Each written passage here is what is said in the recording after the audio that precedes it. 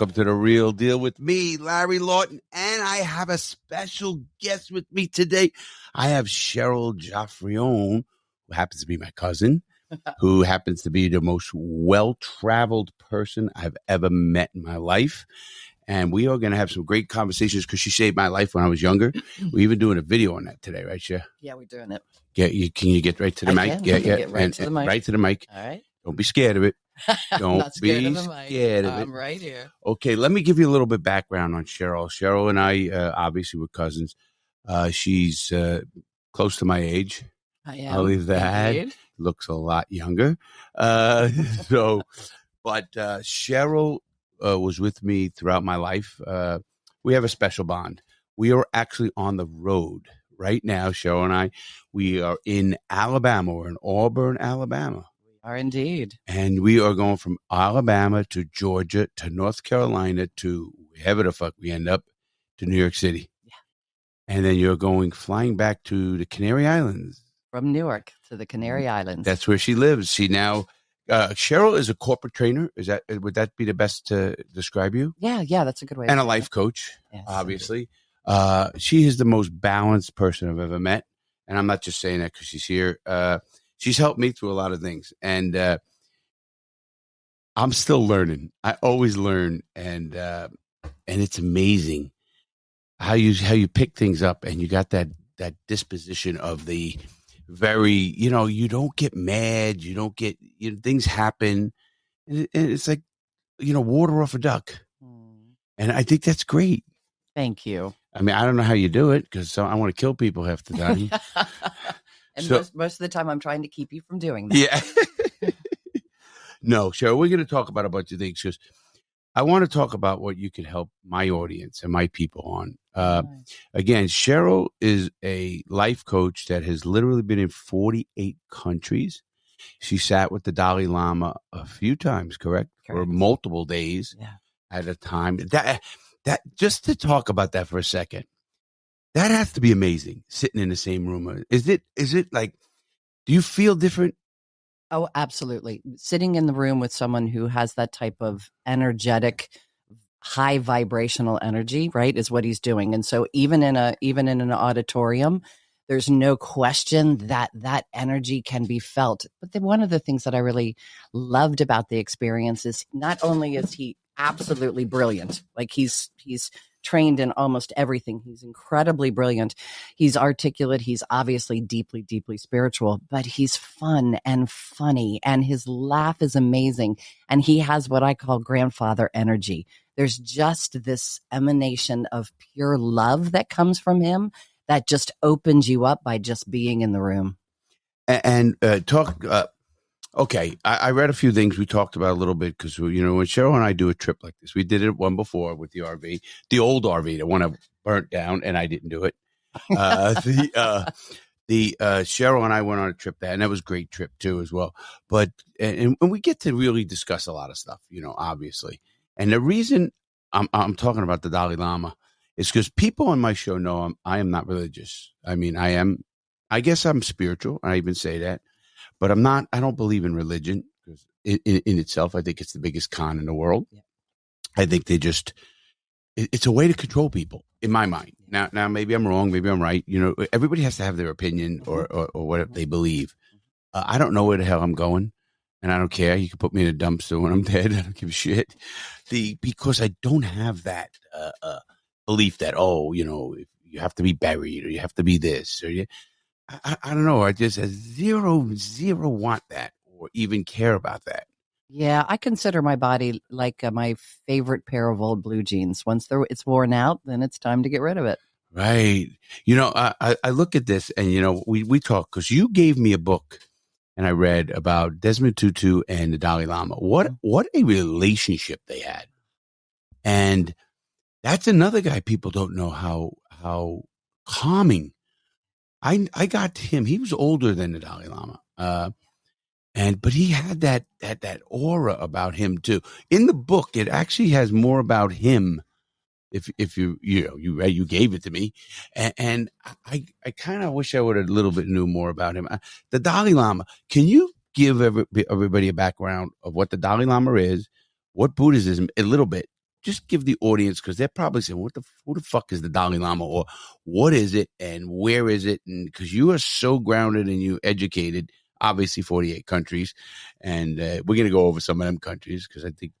But can you give the audience a little bit of what the Dalai and who he is and what he represents? Yeah. So the Dalai Lama is a lineage of Dalai Lamas, right? So what the belief is that when one Dalai Lama dies, his spirit moves into the next chosen body, the next chosen person to be the Dalai Lama. And there's this extraordinary amount of tests that are done once a child presents that information and knowledge from reincarnation. And so they believe it, they absolutely believe Buddhism talks about reincarnation, that spirits continue on. And the Dalai Lama brings it, it's supposed to present himself in the next body by giving information that no child would ever have, but only the previous Dalai Lama or other Dalai Lamas would know, right? Now, he's the 14th ancient. Dalai Lama, I think I read. I think that's correct. But I think he's the 14th. And so that means there were 14. There's 13 before him. Right. Now, who picks this? Who is the one who says, you're it, kid? So it presents in the parents. So the parents start recognizing and seeing and hearing something different from what the child is doing. So everybody thinks that their children are special, right? Not everybody thinks their child is the Dalai Lama. Let's put it that way. And so it literally is information coming through a small child, say 6 years old, 7 years old. That's ancient wisdom. And then they'll notify someone within their, a Buddhist, monk or something like that in their community, and then there's a series of tests that goes on to actually prove out to see, and it's obviously not easy to pass. Now, I'm no expert on Buddhism, so I'm just giving you kind of some of the highlights. There's a lot of depth and information out there on it, but that's it. But a small child presents information that only the incarnated Dalai Lama would have. But I can't even imagine this in today's world with phones and this and everything else. Now, the Dalai Lama, he was from Tibet. Yes. Is that correct? Are they all from Tibet? Well, yes. I mean, so I can't answer that, but in the country, I mean, the Dalai Lama, I mean, all of the Dalai Lamas were Tibetan, right? It's only been this Dalai Lama that had to flee from the country when China took Tibet, right? So he was young, and when he was fleeing the country, and now he lives in Dharamsala, India. He's, giving refuge there. He was a refugee, literally, when he had to leave. So before then, it was always Tibetan monks, and it was in their own country. Does he have like a flock? Does he have like obviously he has a mega following. Yeah. But does he like the Pope or whatever, a Muslim or a rabbi or something? I mean, that has a flock. Does he have a flock? I think the way he would think of that is that any person who's called to him, like he does a lot on the internet now. He'll do when I see him do a lot. He does live broadcasts on Facebook, right? And has like with that, yeah. So I can't imagine he does Facebook. There has to be people behind the scenes doing Facebook. Trust me, it's actually very. I can't do it, but I can do it, right? But he walks in, and I think this probably happened during COVID. It got very big, but there'd be a big screen of people that he could interact with. Right. And as he was, they ask questions and do all sorts of things like that. So yeah, like then he travels the world and gives teachings and just shares wisdom but I would never think that he doesn't position himself as, which I'm thinking you're leaning to, a guru with a following on that. I don't know, the Pope. Yeah. I'm obvious, and I like this Pope. Don't get me wrong.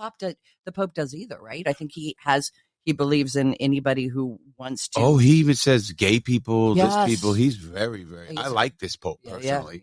Yeah, now, I don't believe in the Catholic religion. Or any, again, religion and organized religion. Sure. And I don't see that in Buddhism. No, because Buddhism is not a religion; it's a practice.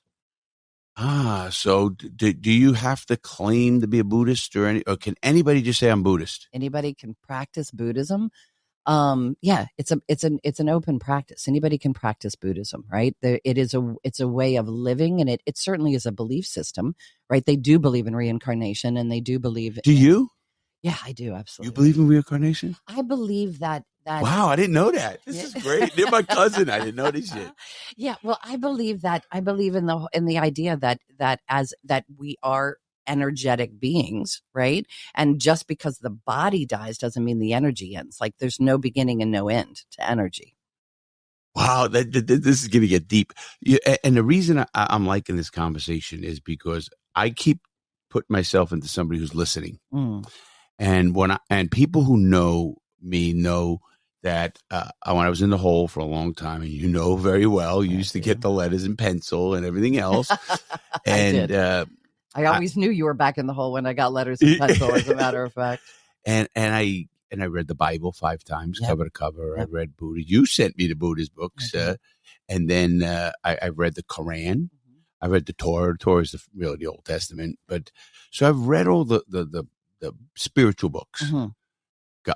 I don't believe any, but I really fell more towards a Buddhism because of the peacefulness of it. I mean, if you read the Bible, King David killed 5,000 people, fucked his best friend's wife, killed him, but now he's a fucking saint or whatever the fuck they call him. It's crazy. I mean, the death and destruction in these books are crazy. You don't see that in Buddhism. No. They don't kill a fly. Exactly. Like they practice nonviolence. I mean, it's such a peaceful. Do you have any idea where it came from or who started, or is it that's not your realm? I mean, I'm not an expert at it, right? And I know that, but you know a lot. Yeah, but it was the Buddha, like reaching that. Peter's the Buddha.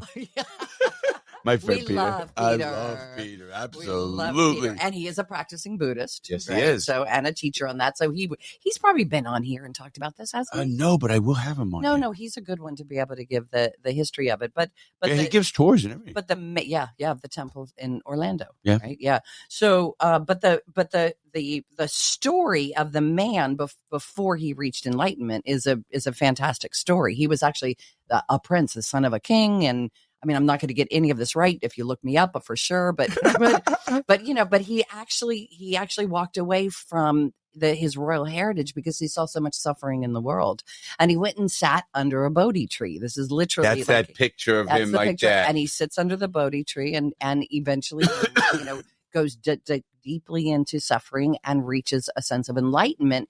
And in that enlightenment, in that process, and the meditation that he supposedly practiced to reach enlightenment is called Vipassana meditation. I've actually done a Vipassana retreat, and it's usually a 9 or 10 day silent sitting. Is that like an ayahuasca? No, there's no plant medicine involved. Damn, then I don't want to do it.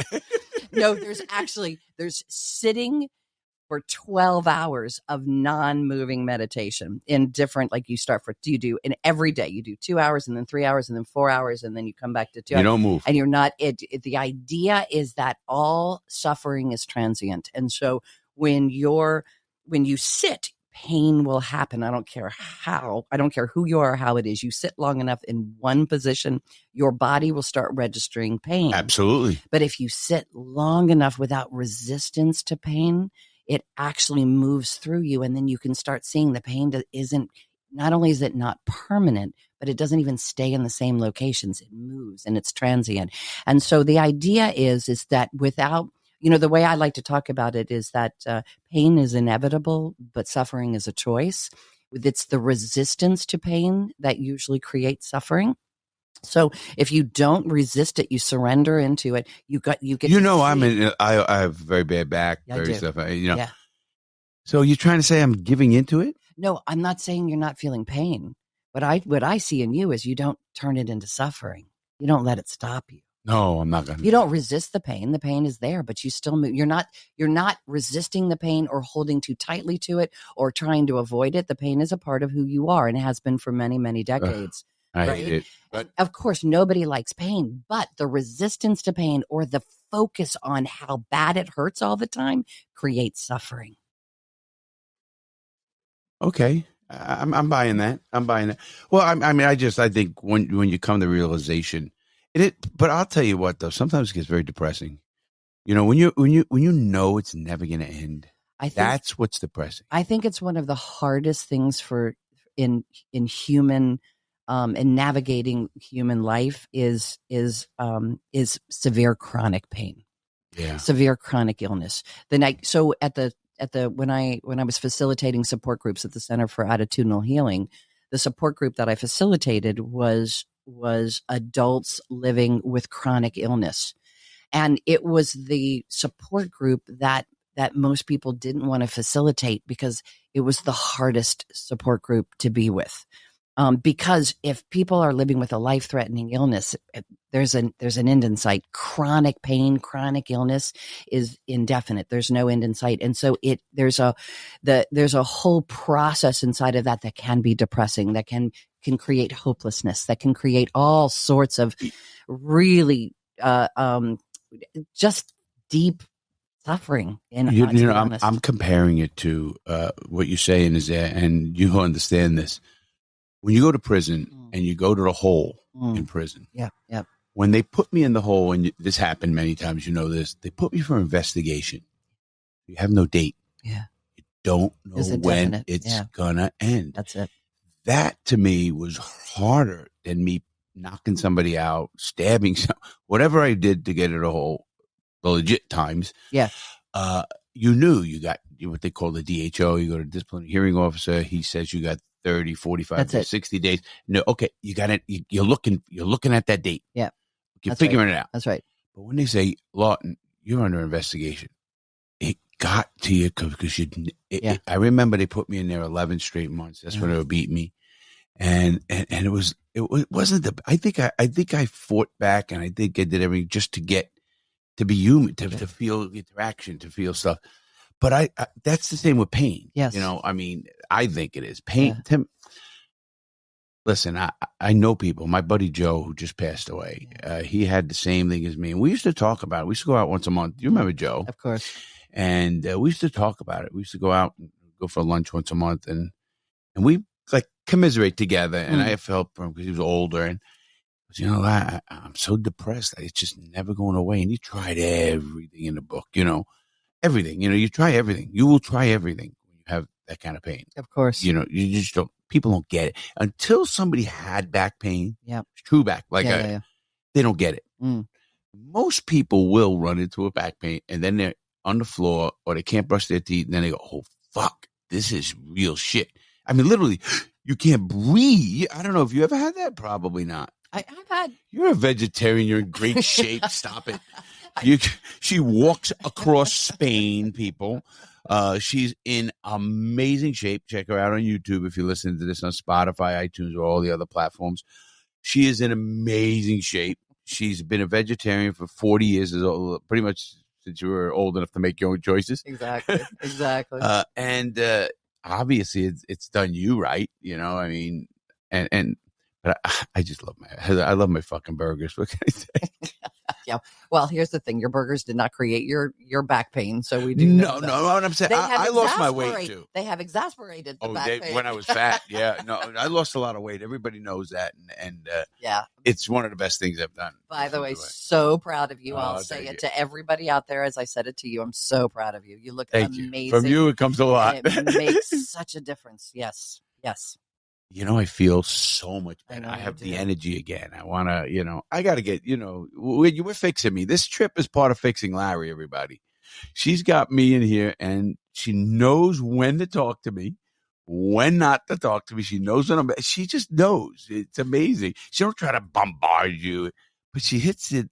The one thing you said the other day, I fucking love it. It's a saying, and I'm going to get shirts on it. What is it? Okay. Can you remember it? Yeah. Let's see if he remembers. Nothing tastes as good as living feels. You did it. Yes, that's it. Nothing tastes as good as living feels.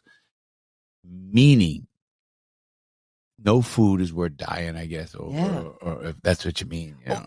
Or worse, no food is worth creating a cascade effect in your body that ends up in chronic illness Right. and chronic pain.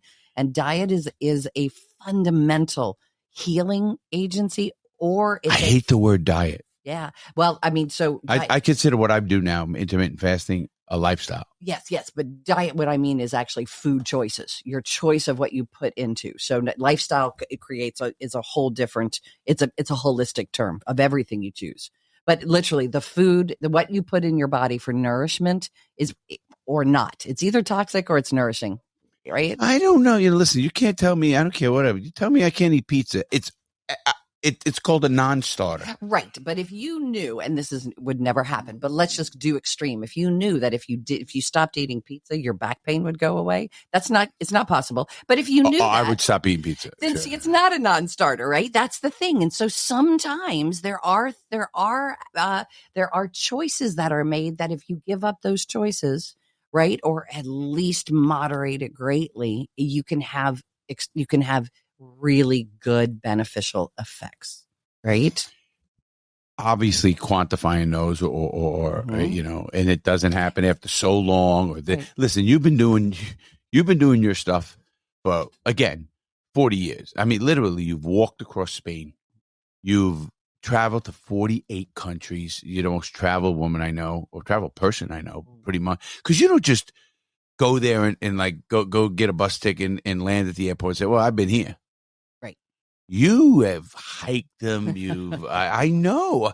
As my cousin, where is Cheryl now? What the fuck? Where is Waldo? Yeah, that's it. I get, where in the world is Cheryl? I'm not kidding you, people. She lived in Hungary. She's obviously Spain now, Canary Islands. Do you ever live in America again? I never say never. And because you might be coming back for the cigar.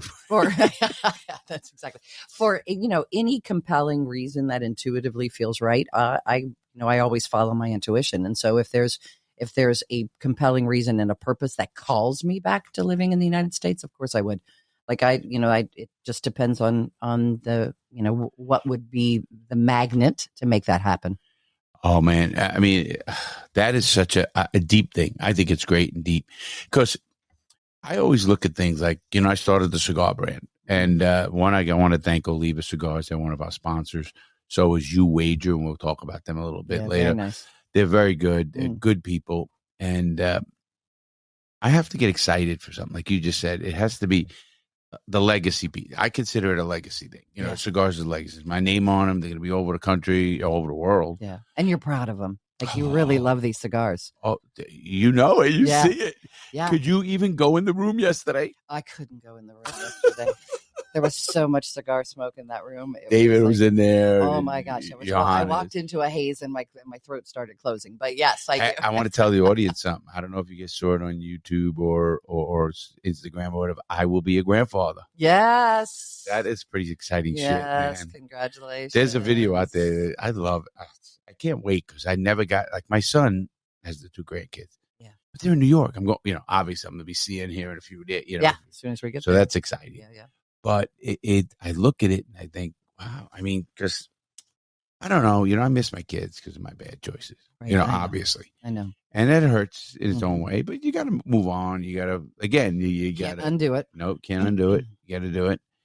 And so you have to just take the moment you get and enjoy them, have fun with them. And then that's why, again, this cigar is going to outlast me. Yeah. And that's how I look at it. This cigar, everybody, is amazing. I'm not kidding you. This is. So I can tell you a story about this. New Year's Eve. Go ahead. I was sitting next to your friend. We were around a nice big bonfire. Oh, yeah. And he was telling me he smokes 6 cigars a day and has for decades. Oh, yeah. Yeah, Frank. So Frank, cheers to Frank. Thank you for the invitation for the bonfire. And so Frank smokes 6 cigars a day. And what he was telling me about, he brought this up. He volunteered. He was asked if I wanted to smoke a cigar. and so he said he smokes 6 cigars a day and has for decades and decades. And that your cigar is very special. He says, as a matter of fact, he says it's unique to all the cigars that he smokes. And he only smokes one of yours a day because he creates that time. That's the most special time to smoke it. And it's yours. Oh, I didn't hear. I was sitting next to Mike, another friend of mine. Yeah. And Mike got the thing. And the more he smoked it, the more that he was rating it. Yeah. Now, this is a man who's obviously very wealthy, very, very, Yeah. but a connoisseur of good of cigars. everything. Connoisseur A connoisseur of good stuff. Yeah, but good stuff. cigars. Yeah. And he's such an intelligent guy. He really is. And he's got 20, 30 patents. I mean, but he kept smoking it and saying, wow, the smoke, the burn. And I'm proud of that. You know that, and we got the right team now in place. Yes. It took a little bit to get the right team in place, and then you fix problems, you get over them, and you go and you knock it dead. And I foresee this thing so big, I really do. But it's not just a cigar, because obviously with the cigar you go, there's going to be other items that come along with the cigar, events that come along. There's so many. What do you call them? It's like a web. Yeah, absolutely. So I want to get into a little bit more of you for a minute here. We're going to forget that we know about the cigars. Yes, we do. We're going to know about a lot of them. Okay, you're a corporate trainer. I am. What did you do when you were young? Now, I knew it, but tell the audience what you did when you in the early 80s. Yeah. And so when we say corporate trainer, I'm an independent consultant with corporations, and usually sales and negotiation skills is one of my specialties, as well as customer communication skills. My first career, I was. So you work for yourself? I do. It's your corporation, your company. Yeah, it's me. Yeah. Well, you can't obviously. I know. I know that feeling. Yeah, exactly. But my first career, I was an air traffic controller. When I knew that because your father was a big wig he was chief of aeronautical engineering for the FAA. Yeah, he's not. That's no joke position. That was a big time position. Yeah, exactly. And did he get you in it? No, don't lie. A little family nepotism here. No, you can't actually get somebody into air traffic control. Oh, you can't. It's not like the old mob days. Put them in there. Yeah. That's a no-show job. That's a no-show job. There are a lot of lives on the line when for air traffic control. It was his idea, though. He did call me up out of the blue, and one afternoon, and I was literally working finance in the oil fields because I had Texas. Yeah, in Oklahoma actually, and he called me up and just like randomly was like, so have you ever thought about being an air traffic controller? And I was like, Pops, I'm a little busy right now. I was really young. I was like 19. I was 19 when he come. And he was like, Pops, I'm busy right now. Get to the point. Like, what are you talking about? He goes, well, the test is next week. So the way to get in is it's a federal government job, and you have to take an entrance exam to qualify and you have to get in the top 10% of the country. And then that qualifies you to go to the academy if you're chosen, and then it's an up or out process. So they really, to this day, they do this? Yeah. Oh, so these people aren't just put in there like the high school equivalent to Pullman, and nobody can. Well, you don't have to have any. You don't have to have any special background. What you have to do is pass the test. But then it's an up or out process. So if any point you don't keep passing and getting, then you're out. Then you're out. It's up or out. It's exactly. There's no second chance. There's no, we're not unless there's some compelling reason that something happened and people, can do that. But no, it's there's no second chance in the air. Yeah. So, exactly. And so what was funny about that is like I said, if I tell you I'll take the test, can we get off the phone now? So turns out, and so I showed up the next week. I took 2 hours off of work. Turns out it's like a 4-hour test. Turns out people study for it for a year. There was a whole. I was just taking the test and randomly actually passed, and they called and offered me the job. They was like, we would like you to start. You don't think there's a little pull there? No, not at all. No, the grades are the grades. Like there's just no way. No, I would have figured a way around that shit. I kind of think you wouldn't have actually. And then you go to the academy, and I was hired for all radar control, which is called center control. And so then when you start the academy is up or out. So the academy, you go. How long is the academy? The National Academy lasts it's at the first part of the program is 3 months, and it washes out like in center control, it washes out 80% of the people. Like from the beginning, probably 50% in academy, but from start to full performance level controller, 80% of people get washed out. Really? So the people up there are pretty smart. Or Smart's a stretch. They're good at air traffic. well, no, it's not. Listen, if you're washing out 80% of any number, but air traffic is an interesting thing, though. It's not a reflection of intelligence. So I worked with a guy. Weren't you a supervisor or something? You became. I went back. Yeah. So I was a full performance level air traffic controller at Fort Worth Center, which is out of DFW in Texas, and then I went back and I became I became an instructor at the National Academy for Air Traffic. Oh, so the place you went to the academy, you became an instructor. I went back to become. Did you ever go like run a tower? And then I moved to the LA Basin area, and I was an air traffic manager of Torrance Tower. Now, what does that mean? Like, are you running that tower? Yeah, I was a manager. So you just really talking to it's paperwork then. You're not up there on the radar yourself. So once I got to but by the time you're doing the Torrance Tower was actually a non-radar. I had some, but it was a non-radar tower. No, I managed all the air traffic controllers. I handled all of that, did all the interaction in the LA Basin area. So no, by the time, because I wasn't actually a tower controller. I was a center controller. I just ran the tower because that tower at the time that they offered me the job was in a hot mess, and there was a lot of. So was it right after Reagan fired those guys? No, this was years after that. I went into the academy about a year and a half after Reagan fired everybody. I started right at that. So yeah. So then just ran the air traffic tower. So have you seen disasters? I mean, plane crashes on your watch? I thought we went to a TV show. No. You know what I mean? That's gotta. Yes. Here's the thing about if you're in air traffic. So what I was going to tell you is, so let's talk about what it takes. So it's not a special. See, you always get me right back on track. Exactly.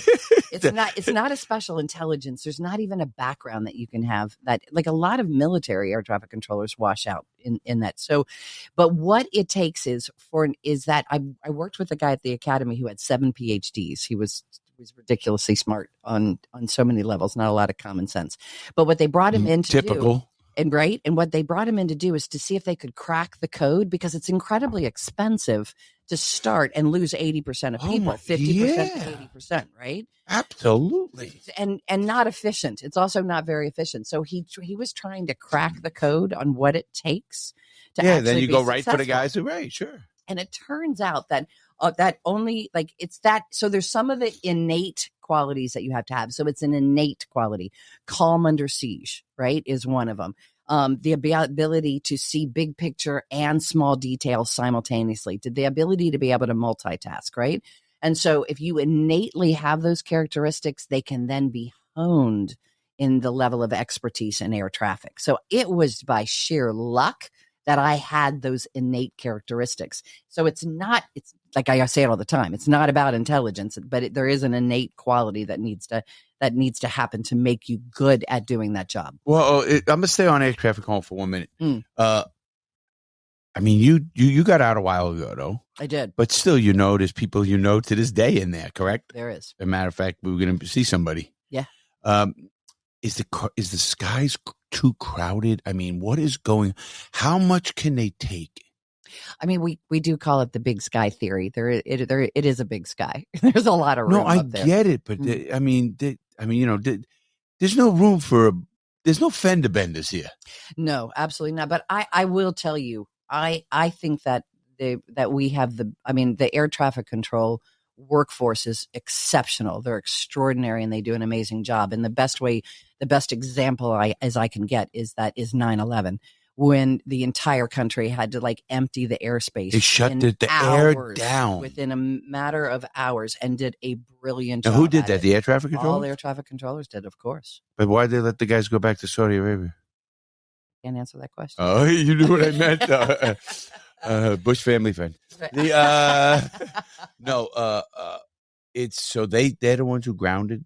Absolutely. Emptied the skies, right? That's an amazing thing. People don't understand, if you're not in it, what an extraordinary feat that was and the level of expertise and coordination that takes. So here's what I say all the time. I feel like flying to me, it's so safe.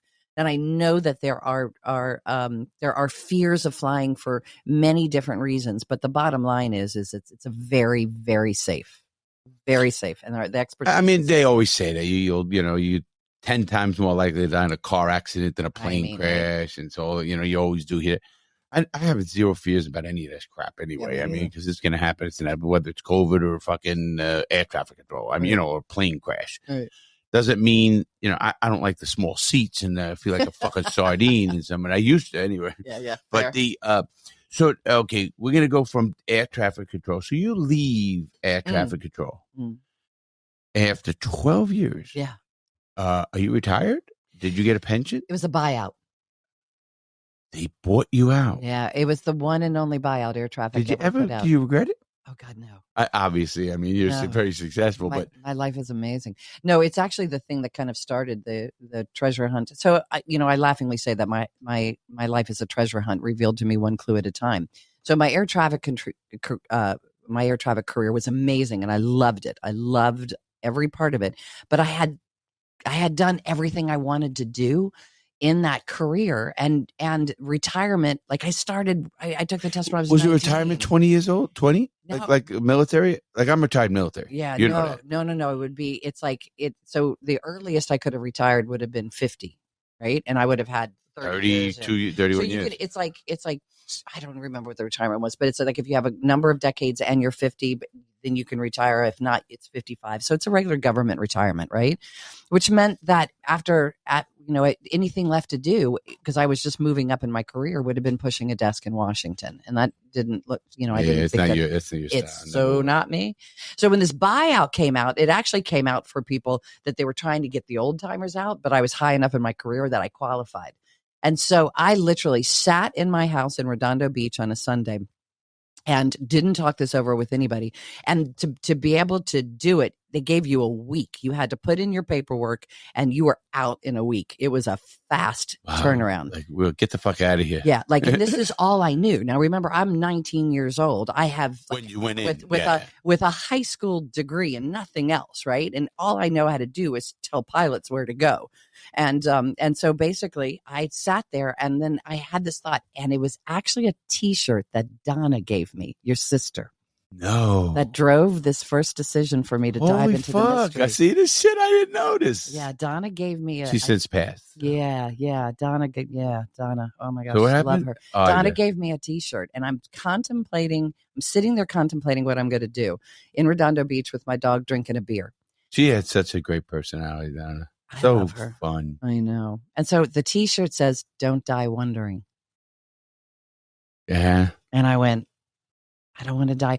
I had no idea what I would do. I had no idea. I was qualified to do absolutely nothing. And, but I didn't want to die wondering what I could have done if I had only tried. I say something a little bit different, but I say, I never want to be on my deathbed and say the words, I shoulda. Yeah. I should have did this. I should have tried this. I should have went here. I should have, I don't know, fucked some goat. I don't know, whatever fuck you want to talk. I don't ever want to say that. And I don't think I will, but people do. And they're always waiting for something. Yeah. I'll do it later. I'll do it later. Or I tell young people, I'm going to get married after we pay off the college and we get it's always something else. Just get fucking married. Figure it out. Yeah. I talk about George and Ann. Yeah. My cousin there, and is married 77 years. I think they were 75 years they were married. Over 75. Literally married 75. I know. I like to live 75, but forget married. So you ended up leaving after the 12 years. So then, yeah. So and how do you fall into what you're doing? Yeah. So oh my God, it's such again, treasure hunt, revealed one clue at a time. I've also, one of the things is I'm not built to do the same thing forever. Like that's just not. It's like I kind of came here. You've been doing this for a long time, this training stuff. Mike, but this is like my sixth turnaround of something. Like after air traffic, I dove with my first dive into the mystery, right? And I had no idea what I was going to do. So I spent a lot of time the next 6 months just running on the beach and meditating and praying and crying. I cannot believe that you actually sit still. I could never do that. You know me. Sit still for 12 hours. Don't move. Oh, the Vipassana meditation. Yeah.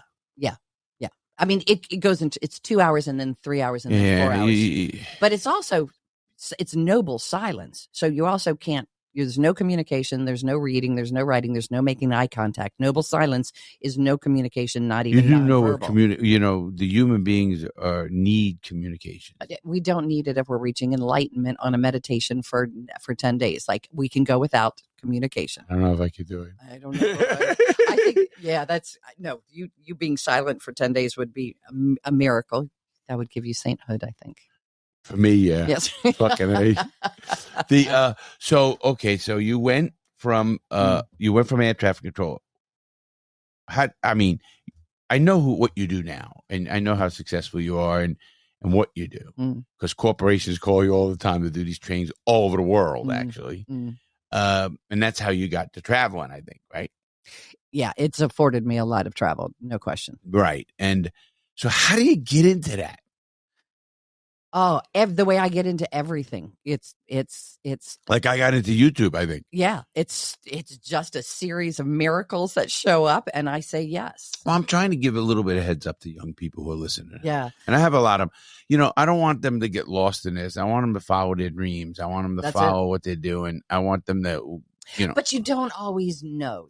I agree with that. I tell them, don't worry. Yeah, I think that's the hardest thing, is like trying to, if anybody at any time says you have to figure out one thing to do, that how are you going to do that? That's it's bullshit. Like all you need to do is go to school, be a doctor, get the, no, that's not for everybody. So it's really about, first of all, that takes a level of inner listening, right? You have to actually start listening to yourself, and not just the voices in your head. I know that. And not the voices around you. And I know that now. But it's also about being willing to live the questions. If you can live the questions long enough, you can live into the answer. And the answer can be just what's next. So when I say my life is a treasure hunt revealed one clue at a time, I actually live in that mystery, right? Where I have no idea what I'm going to do. Literally no idea. This whole thing where people go, you need to know what's next before you leave what you're doing. No, the way it shows up for me is I create that space. I dive into the mystery, and now I've come to trust it. Because what I say is that the only place infinite possibilities exists is in the mystery. So if you can let yourself open that space and listen, and then talk about it. So the first time I was in it after air traffic, 6 months, a friend of mine's mother came over for dinner. She lived in Florida, as a matter of fact, Gainesville, Florida. And I was meditating on the beach, and I had this weird vision of working in spiritual and psychological support of children and parents of children dying. Now, literally, once that vision came to me, I looked up in the air and I went, what the hell am I supposed to do with that? None of that made sense, nor was it of interest to me. So, but I started talking about it. And so she flew back to Gainesville, pulled a book off her bookshelf written by Jerry Jampolsky called Love is Letting Go of Fear. She mailed it to me with a sticky in it from how he started the Center for Attitudinal Healing. And it said, your vision sounds like the exact one he had. You should go there and meet him. And I was in Southern California, and he was up in Northern California in Sausalito in the Bay Area, San Francisco Bay Area. And I went, well, what's going to happen? I'm going to show up on the doorstep, and they're going to look at me and go, we need you. And so I was like, okay. So I made a call. Jennifer Andrews answered the phone, the volunteer coordinator. She said, we're having a volunteer orientation on Thursday. You're welcome to come. So I got in my car. I drove up there. I sat through the orientation. She took me back into her office. We started talking. Literally, she goes, I think we really need you. Would you be willing to help us put on our biggest fundraiser ever? Now, here's also what's true. I've never been qualified to do anything I've ever done in my life. And so I went, okay. I love that. That's why I do everything anyway. Fuck it. You think I was qualified to do you? I didn't know what fucking YouTube was. Yeah, exactly. That's exactly. But I learned. That's exactly. But I fucking learned. So it's about showing up and listening and saying yes if it feels right. Right. And so it felt right. I had no idea what I was doing, but I was going to show up and do it. Would that be the number one advice you would give a young person? I'm trying to think, because again, I always look at this show and people call me and say, Larry, I got a lot out of that show. I did, because you just open my eyes. Could be one little thing, especially when I get a guest. Even if it's just they don't like the guest, but he tells it like it is. They go, man, I might not like him, but fuck it. He told it like it is. I got to respect that. Yeah, yeah. It seems like you're trying to tell people, don't follow the regular bullshit people talk about. fucking go for it. Or, I mean, even when you don't know. Follow your gut. I mean, follow what do your you heart. get? I mean, where do you come from? I know you, so it's even hard for me to wrap my hand around it. Most people have that fear of how you're going to pay the rent, how you're going to eat, how you're going to do. You don't come from you did all right. Your parents did all right. Yeah, but your dad. But you never got a no. I know that. Yeah. No. Good for them. Yay. Yeah. You know what I mean? No, I mean, did you ever feel? I mean, what's in you that you don't have the normal fear of? Eating or putting a roof over your head or paying the bills, or what is it? So I know you can walk around this world, and I've seen you do it in the knapsack. Yeah, literally. No, and I respect that. I know, because I was in prison, and I know it means nothing. Yeah, they took everything from me, $6 million, and all the fucking shit. It means nothing. Yeah, when it really comes down to it, stuff is stuff. His stuff is fucking. And it's hard to tell somebody that it don't mean anything, when they never had it. That's right. But how did you become so confident to do that? Because I've done it often enough to now trust the process. No, now I get. But the first time I felt the fear and I did it anyway. What made you do it? You don't know? Or? Yeah, absolutely. Absolutely. Oh, you do know? Yeah. What did it? Truly, I didn't want to die wondering what else I could have done. So what I'm really good at, one of my superpowers is recognizing when I'm complete. When I have completed what I'm doing, right? A lot of people know they're complete, but won't end it. Relationships, jobs, they know that they don't want to do it anymore, but they won't stop doing it. What I'm good about is recognizing I'm complete and finishing, and doing that's complete. If I complete there and walk away, then I know it will open up the space for something else to be able to come in. Right. And I had this full thought that it wasn't going to come knocking on my door if my world was already too full. I needed to make space for something more to happen. It's just, first of all, you were young at the time, obviously. That's deep. And listen, I was a free spirit too. You know that. You know me very well. I mean, I didn't give a fuck. I mean, whether it was bad stuff, goods, I didn't care.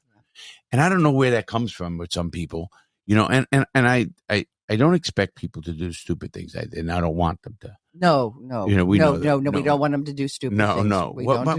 But I'm not talking about stupid. I mean, I don't know if it's a personality trait, how you grow up, what your parents. I don't know, because we both grew up kind of a same era, age, and all that. Is I try to tell young people, go for it. Just go for it, and as long as you know who you are, fuck the world. You don't have to go out to the world. Just you got to know. Look in the mirror. And you know who you are. Yeah. You like yourself. You love yourself. You should. Yeah. If you don't love yourself, there's fucking something wrong. Yeah. How you expect somebody else to love you if you don't love yourself? Right.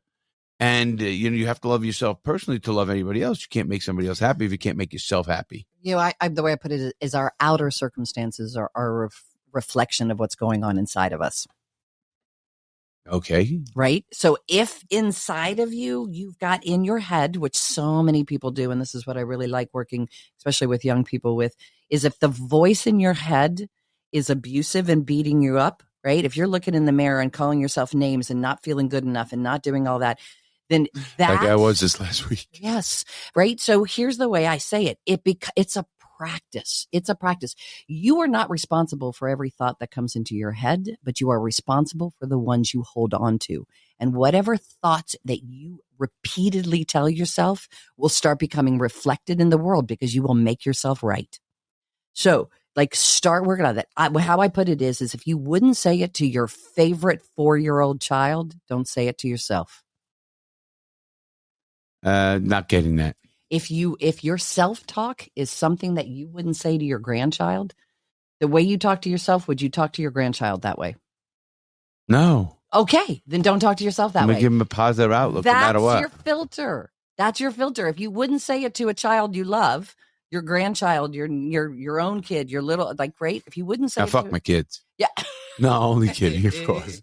They got grandkids now. They both got grandkids, so they're out. That's exactly right. So that's the filter. Is like you can actually control the things you're telling yourself repeatedly, and it makes a difference on that. And so in the same thing, if you're telling yourself that you can't do it, you're saying you don't trust yourself to be able to go do it.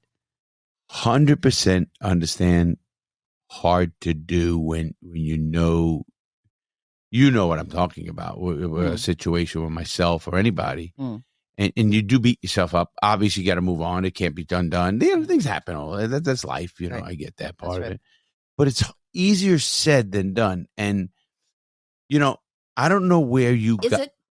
Is it here? Let me ask you this.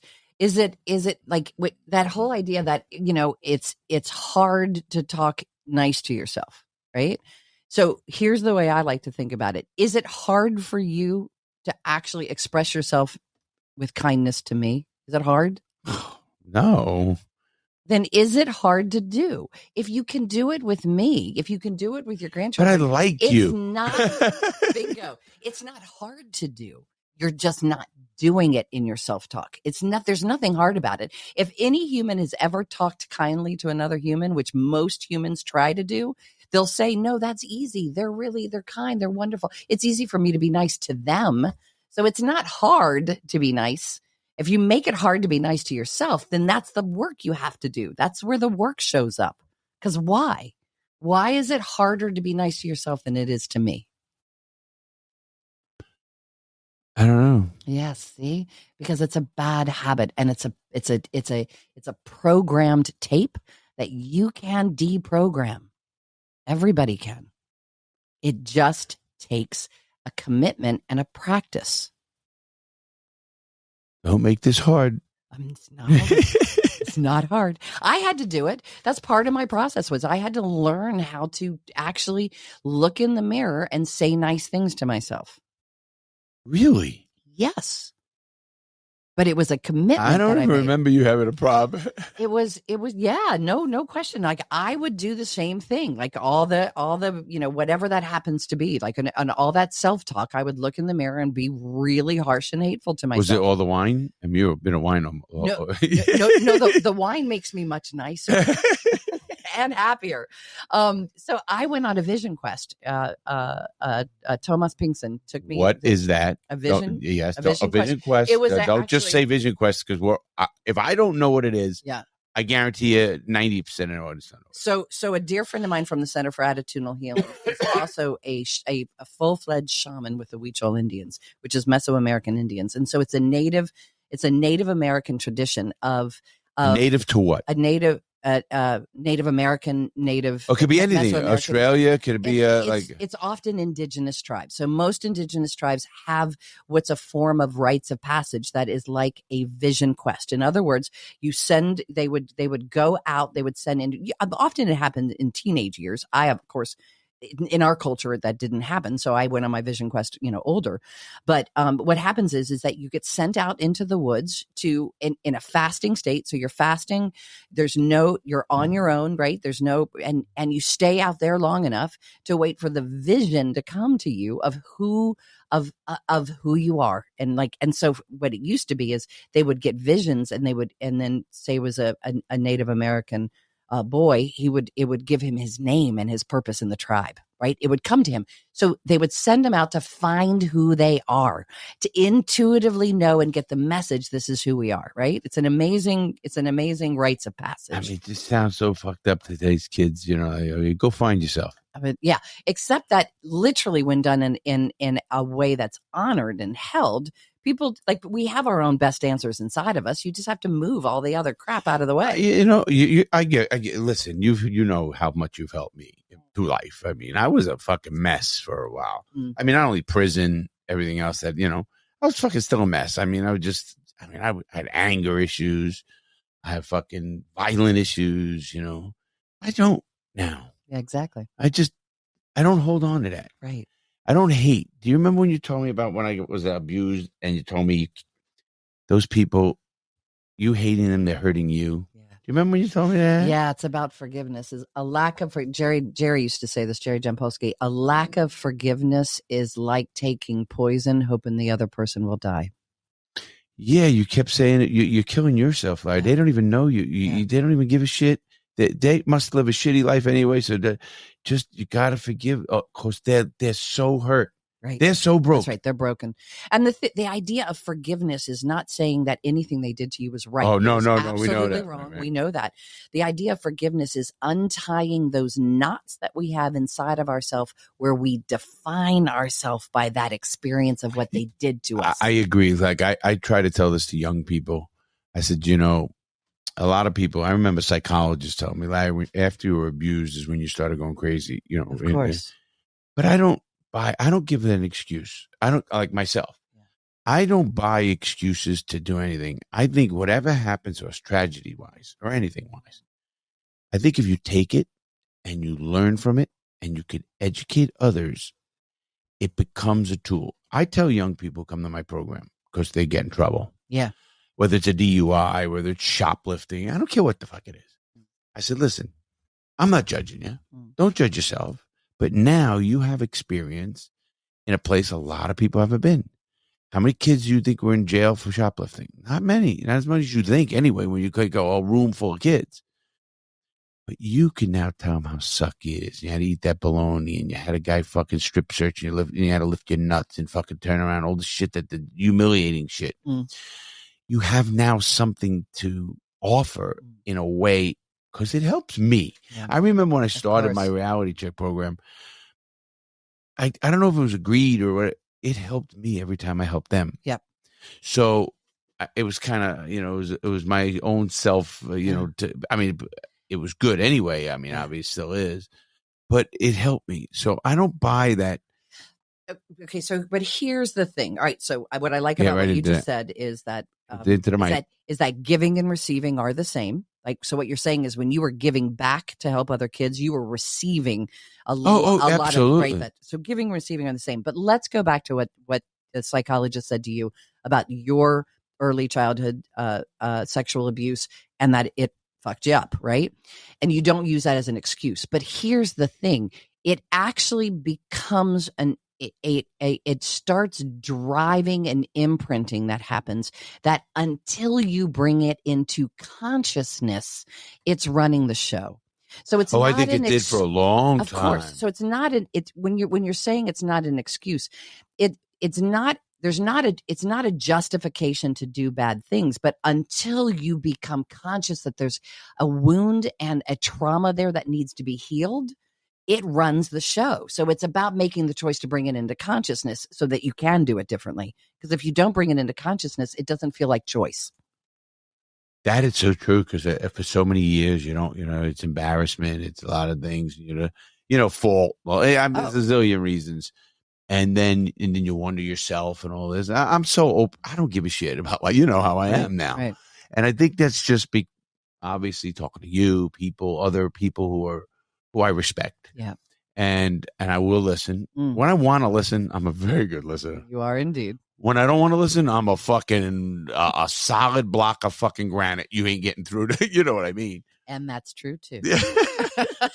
But the reason I say that is because when I talk to young people that have I think everybody has tragedy. Of course. I mean, we're raised by humans who have been raised by humans. And here's the problem with it. My tragedy of abuse is bad, but a person's tragedy by getting slapped in the face by a nun might just be as bad for them. Yeah. So you can't say it's mine's worse than yours or this. How a person handles it, I think, means everything, right? Yeah. There's no hierarchy in trauma and pain and suffering. That's a very internal process, right? I have a very high tolerance, obviously. Yeah, it's a very internal, and we're all individually going to respond different because it's also, that trauma may happen, but it happens in very unique environments, right? So some people have more support for it. Some are it's all individual.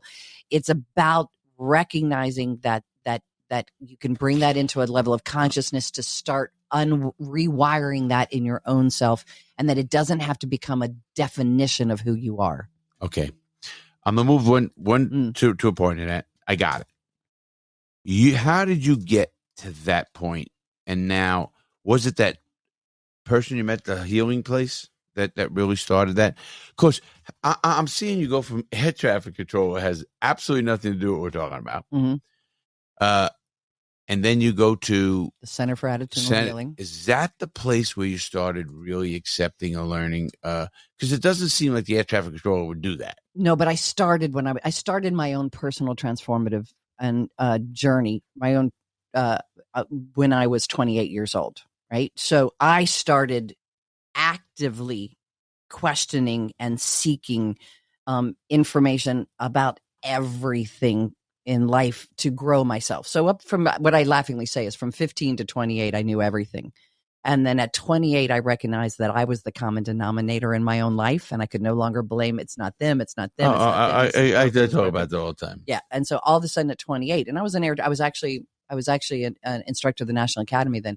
At 28, I had an awakening to the fact that everything that was happening out there, I was the only common denominator, right? In my whole, so you accepted responsibility. Exactly. Every circumstance that's happening that's different, that I was bitching and moaning or didn't like or that, I was like, wait a minute, I'm the only one in each of these circumstances. This must have something to do with me. And so I started my own personal internal journey of figuring that all out. Did anybody guide you this way? Had to be like you guided me. Yeah. I mean, I got to, I talk about it all the time. Yeah. Well, you'll appreciate this though. And we're doing a video on what you did for me and saved my life. I'll let everybody know. One of our videos is going to be coming out, and it's an amazing video how she really saved my life. That we're going to. I'm going to leave it at that here. Okay, good. I don't want to talk about that here. Okay, good. But it's amazing, and it's a truly saved that. I mean, because I know I was ready to snap. Yeah. But go ahead. So I just did and you're going to appreciate this because I just started voraciously reading everything. That's me. Yeah. Like everything. We're both readers. So yeah. Like, whether it was psychology or spirituality or self-help or religion or this or that, everyone, all the world's religions, all the things, like what's a soul? What's my, who am I? Like I started asking all those questions and voraciously reading everything. And it's amazing you didn't fall into that rabbit hole of, obviously, someone who's I'll just give a Republican or a Democrat, either one. Mm. They start reading everything Republican, but they fall down that rabbit hole of just only that, becoming siloed. Or right, and you don't. No, and I mean, what made you not find? Who do you pick? Right. How do you say, okay, I want to get above? I remember you didn't have the internet back then either. I did not. I know. Can you imagine if I had? Oh my God. Me too. Yeah. I mean, when we were younger, shit, we used to beat kids up for a dime to call sports phone. Right. Yeah. Right. So that's one of the reasons why I can't be clearly articulate about Buddhism, because there's things about Buddhism, because I read it all, and I don't consider, there was no single path I chose. I reading everything, I pulled the things that resonated for me, that might, like, literally. Are you anything? Do you consider yourself any kind of no. Zero religion? I do not. Spiritual, Buddhist, Catholic, Muslim, I don't know, Jewish, nothing. Zero, nothing. No, I don't have a definition. It's like really hard to define me. You know that. No. Listen, man. If more people are like you, we'd be a fucking better world we're in, boy. I was gonna say, how do you define me? No, I don't. I don't actually limit that. You want me to do that? I think, yeah, exactly. I think that when something resonates as true for me, I don't care where it comes from. If it's a truth that I can take on, and I feel like that it changes my perspective, which changes my world. If it makes me, understand things very deep for a young person. I mean, but it was years of evolution. I started at 28, Larry. No, I know where you are now. I know where you are now. Yeah. Obviously. Yeah. And, I mean, just at that point, at 28 years old, you already lived life. You're already an air traffic controller. You have fun. You're like the party. And you're very fun person to be around. Period. Has nothing to do with anything else. You're a fun person to be around. Thank you. And so it's hard to just like to think, okay, how does a person like? But I kind of know, because as I got old, I started reading more and different things. You know, whatever they hit you. You know, whatever. I remember reading you used to send me my encyclopedias. Mm-hmm. I fucking read world almanacs, and Mm-hmm. I was what I did. Yeah. I mean, and then you become obviously educated, something like that. Okay, we're gonna go from the life of healing, and we have a few more minutes. Okay. Life of healing. Mm. How do you get to be own your own company as a trainer? Like, where does somebody come and say, hey, I want to pay you to train these people to do this? Yep. Because you're not formally trained. You never went to a company and worked for this guy that says, okay, you're good at this and let's train you and then I'll break off. How the fuck did you do that? Tell the people, because they want to do it. Well, so I was back in the mystery again. So I was on my 5th or 6th trip through the mystery. Anybody out there, don't fucking go crazy with mysteries with Cheryl over here and tell me, Larry, I just followed Cheryl. I'm in the mystery. I love the mystery. So, some of these people won't be in the mystery; they'll be in jail. Well, that's not that. I'm hoping not right. That. That's not where the mystery leads. I always here's what I say. Every time I dive into the mystery, I've always ended up in a better, more extraordinary space and experience that I could have dreamed up on my own, because it's never been anything I would have even thought to do. So I couldn't have made it up to set a goal to do it. Ever. Like nothing I've done. So you really have, but I see you when we talk marketing with my company or we talk anything. You are a calculating woman. You are a very structured, organized, super brilliant woman. So you do that. It's not just, I'm not planning. I watch you do pictures and how to do it. I mean, before you know, we're on a trek somewhere and holy shit, this looks good. So I laughingly say I've never done anything that I've been qualified to do, but now that I've done so much, I'm kind of qualified for everything.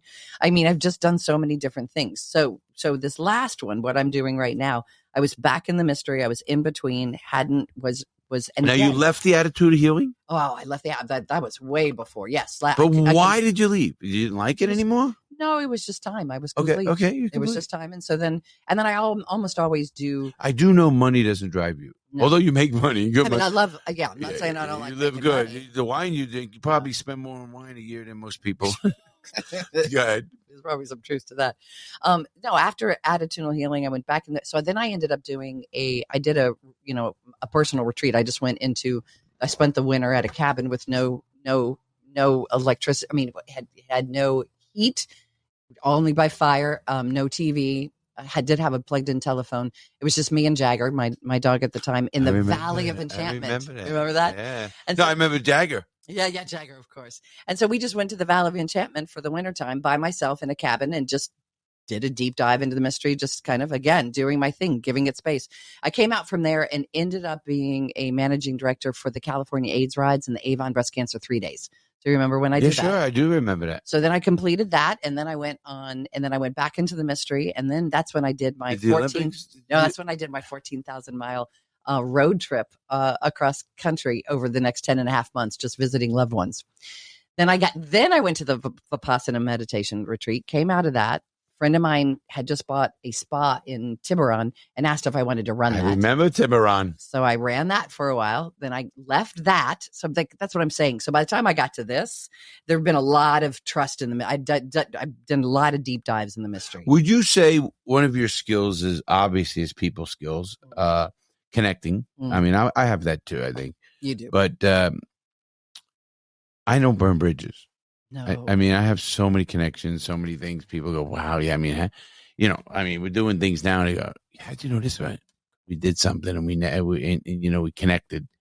Yeah. And then everybody wants to help everybody, like we talk about. That's right. And so before you know it, is that your key skill?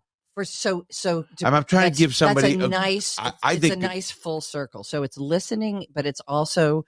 I have an amazing network of people who know and trust me, right? But you don't just come up and get that. No, you earn it. Life experiences. And you are that. Like I am that. You are that. If anybody comes to you that the first thing you do is try to help them. We are the network that we cultivate, right? We do the same thing. So I was in the mystery, hadn't worked for a while, and didn't know what I was going to do. And I laughingly say it was kind of like in that 11th hour, and then it would go 11:59, and then I was at 12:02. I'm kind of like, I'm running out of resources. I need something to happen.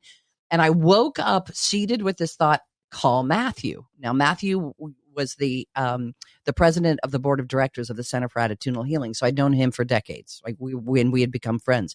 I woke up and he was living in New Mexico. So I woke up and had this thought, call Matthew. Now, what I do that I'm very good at is I don't question, oh my God, why would I call Matthew? I just picked up the phone and called Matthew. I went, okay, called Matthew, and I told him this. I go, I just woke up with the thought that I'm supposed to call you. And he laughed and he was like, okay, that's great. I'm about to leave for Costa Rica. And I said, I think it has something to do that I've been trying to figure out what's next. I think that's the reason I'm supposed to call you. And he goes, oh, that's so interesting that you say that, Cheryl. For the first time ever, the training, the head of the consulting for corporate training in this company that he was an independent consultant with doing this, right? He just called me and asked if I knew anybody that would be good at this. You should call him. And I went, okay, I'll call him. So I called Bob, and I said, and I just said that, Matthew Mitchell said that you were looking for someone. I'm calling, do that, blah, blah, blah, blah. Turns out for the company, it was actually based in the town right next to mine. So instead of it, so I literally he was like, well, come on in, let me meet you. Right. And we met for a couple hours, and it, as it unfolded, I had to go through multiple interviews, and then I had to go through a train the trainer where you have to pass. It's another up or out thing. I know train the trainer. And so I was so unbelievably insecure. I never wanted to do corporate training. It was just something that I just felt really, train the trainers actually terrified me. And I didn't want to go through a train the trainer for corporate, for this type of training. And so I was so absolutely petrified of failing that I so over prepared. He said that he's never in his history of doing this had anybody show up as prepared as I was for this training. And, then they told me one of the longtime trainers there who had been there for 30 years, who I had observed and was kind of learning from, he told me that I would never get more than a couple trainings a year for the first couple of years. And I went, well, what the hell good is that going to do if I need resources, right? So I went through the process anyway, basically, hit it out of the park. And in that first year, I was the second most utilized consultant in the company. So that's how that started, because I listened and made a phone call. And then obviously, then you're your own, I was always on my own. That was all independent consulting. Right? So. Okay. Now what's your next trick? I'm super curious about that. I don't know what's next. Hey, look, you like that. That's a good question. Yeah, I'm really curious. All right. Now, you're so amazing. I could say, we talk so much, but I could still talk for hours. I'm going to ask you a few last questions I always ask. Okay. Where do you see yourself in 6 months, 5 years, and 20 years? Okay. In 6 months, I see myself in the Canary Islands. Okay. Because I'm there for 9 months. well, I mean, I don't mean in where you're living fucking. Well, that's all I know. All I know is the next 9 months where I'm living. I have no other answers. I don't set goals. You don't see yourself, you have no goal set, like I want to do 5 trainings this month or year or 10 or something to do something. You've never had a goal. And that is really counterintuitive to what people teach, whether it's colleges or not. Very, very, very. And I hate to push something if a person can't handle that. But this is obviously people have to follow their heart and their gut on the level of security that they need. But the thing that for me is, if I had ever lived in that where I set 6 month, 5 year, and 10-year goals, I would have never done anything that I'm doing now, because I didn't know this was even possible to do. I get it. Right? I'm kind of like that. You know me, I'm all over the place, but I feel it. I do it. And that's just the way I get it. That's right. That's right. So now here's the one thing that I do, though. The one thing that I do believe in is like, so the goal would be for me to, continue my own personal evolution and do transformative work in service of helping people transform their lives and be successful. Like I have ideas and goals of what I want my experience to look like and feel like, but I don't name what it has to be to give me that experience. Does that make sense? Yeah, no. Like I want to keep traveling the world. I want to keep being able to Is hike that? the I wonder Alps and what do that the comes things. from, because I have no desire, and it's just me. I was born with a wanderlust. Okay. From as early as I can remember. Do you remember saying I don't have from as early as I I'd can rather remember. be in this RV. Yeah. Well, but this is a good part of wandering as well. It's just, I love that as well. But that's the thing is I knew from early on, I always said that I want to see the world, good, bad, and indifferent. I want to experience the world. I said that from as early as I can remember. 5 years. Experiencing the world And 20? Experiencing the See, world. I always say dead 20. Okay, yeah, you For do. me. Which I kind of wish you'd stop saying Nah. that. How about if you just say quality of life? Like I want to be highly functioning. I want to be, have incredible mobility. Don't fuck my goddamn 20 years up. I know. Okay, one question before we end. Yeah. You experienced a shaman and ayahuasca. Mm-hmm. What did you think of it? Of doing ayahuasca? Yeah. Ayahuasca is it's an incredibly powerful plant medicine that can be used as an extraordinary transformative tool. Set and setting is incredibly important. Who the person is leading it is the most important. That level of trust. And I would never recommend it to anybody. People have to be called to ayahuasca, and it should never. So you don't believe in acid? What does that even mean? Acid, the drug acid. I know what it is. That's what I'm saying. What does it mean? Because listen, DMT, which is the chemical ingredient for ayahuasca, or acid, has the same hallucinogenic effect, kind of. And I've done them all. And I'm a pro with those because you made some good points about not, getting a person and being around that right person. I don't know all of that. I think you have to know who you are. Ayahuasca is not a recreational drug. Nobody does ayahuasca recreationally. Like it's just not. Like if you want to pull out part of the chemical and go do a trip, I'm not saying acid or whatever, but ayahuasca itself is not a recreational drug. It is a hardcore plant medicine tool that can be used for transformation, but it's a big deal. Nobody should play with ayahuasca, and you should do it only if you're called to do it, and you should know what you're getting into when you do it. There's an entire dieta that does. I've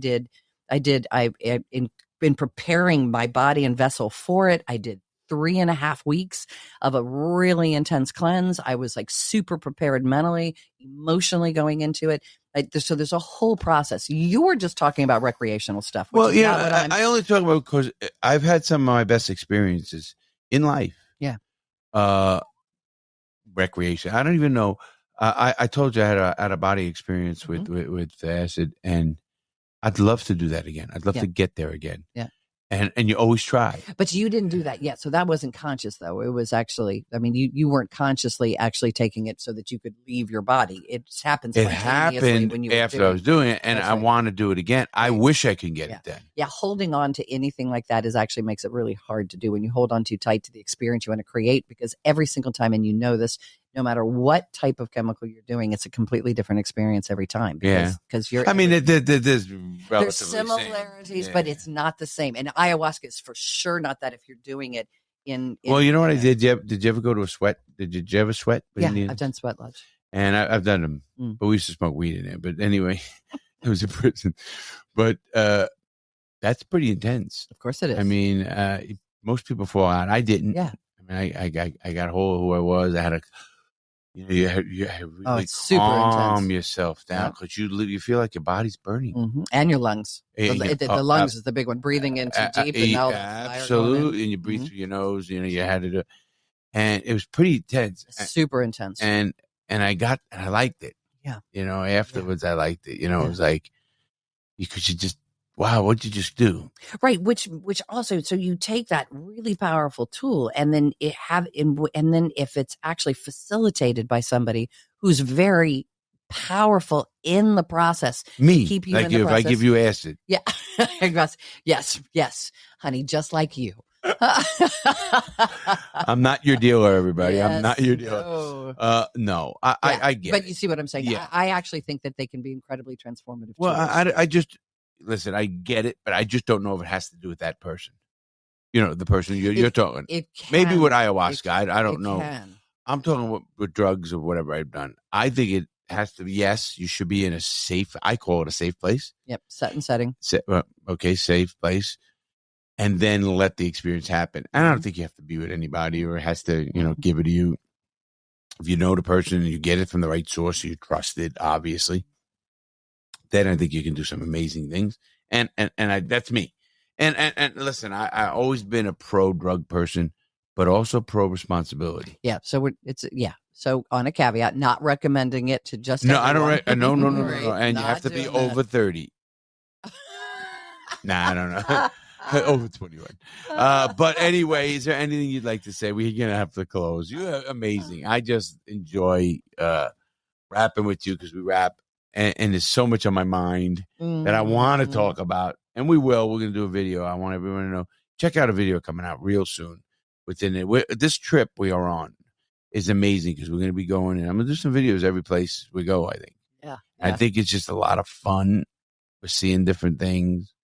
Where you're experiencing things, the road, the sleep, the read, the connections, the talking, the whatever. It's just so fucking amazing, and I love it. I've been planning this since we talked about it months and months ago. Yeah, I know this is very exciting. I'm so happy to be able to be fully immersed in your world with all your people out there. Yes, and have this. So, what would you give them? You? Well, give somebody some advice, a life advice you'd give.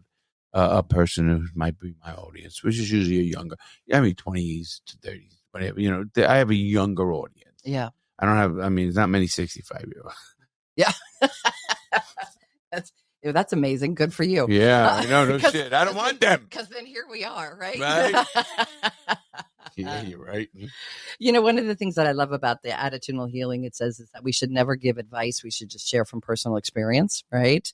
And so I think that's actually part of. But what I would encourage people to do, and is to bring in a level of consciousness around that you're creating. Don't get too deep. Okay, you asked me to say. I get to talk now. Well, thank you.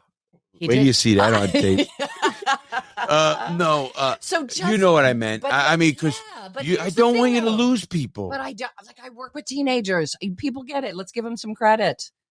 Like young children get this really, really well. Adults can get it. Like bring it into, make conscious choices. Just recognize. In other words, think before you act. Well, but think about what you're thinking. How about if we start there? Choose your thoughts wisely, because they become the experience of your life. And follow your heart.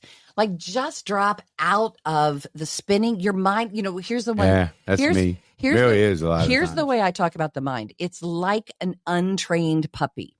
And an untrained puppy, if it's chewing on your favorite shoes. Microphone, your favorite pair of shoes, that's going to create suffering. So take your shoe out of its mouth and give it something to chew on that doesn't create suffering. That's your thoughts. Stop chewing on thoughts that create suffering.